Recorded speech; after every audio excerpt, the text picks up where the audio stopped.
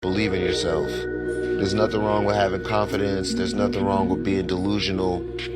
You have to be so delusional about your own success. You have to be so delusional about where you want to go in life until you've literally just create it out of thin air, and you just have to keep your head down and keep grinding and keep pushing until it happens. But if there's one piece of advice I can give to anyone that's watching this video, out of however many people are watching this video, it's stay fucking delusional. If you're able to conceive it and believe it, well then you can achieve it. Complete delusion.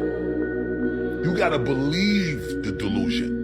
Sometimes you have to create a delusion, right? A delusion that is so far out there that people will think you're crazy. Because it's only delusional until it works. It's possible to be great. It's possible to make more money. It's possible to be